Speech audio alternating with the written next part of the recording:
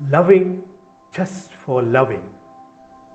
Dear friends, the Gospel for this Sunday, taken from Mark chapter 12, verses 28 to 34, we see a discussion emerging between Jesus and the scribes.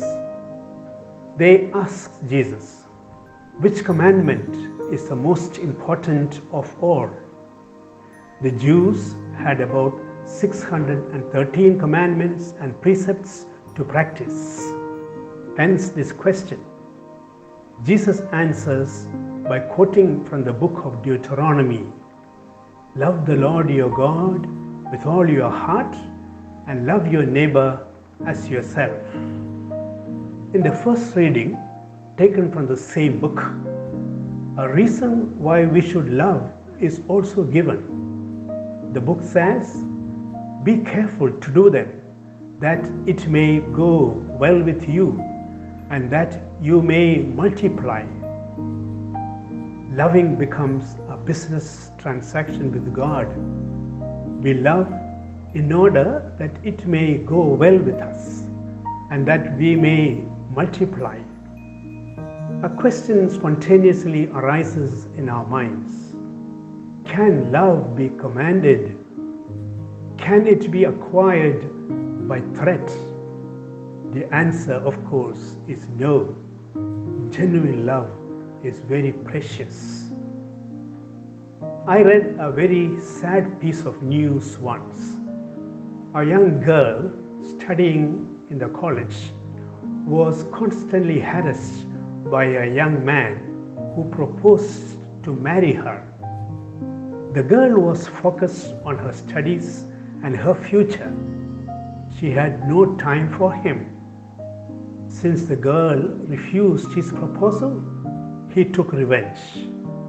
One day they were standing in the railway station, and as a train was approaching, he pushed her onto the rails below, and she was instantly crushed by the running train.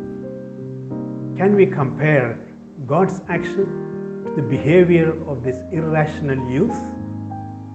Of course, that is not how God relates with us.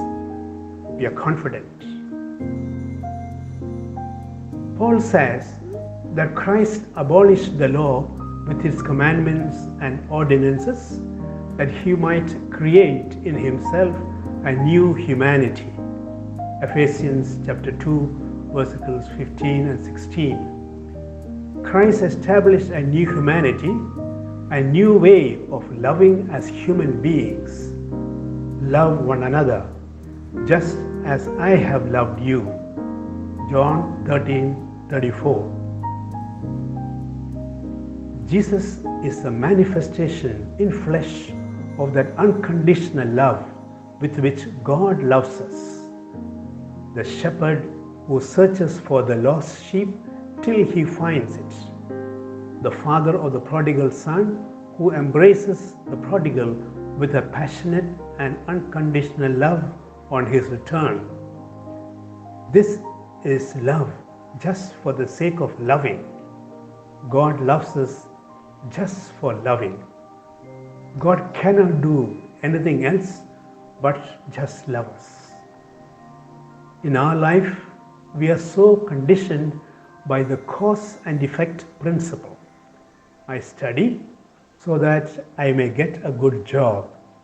I work hard so that I may get a better salary.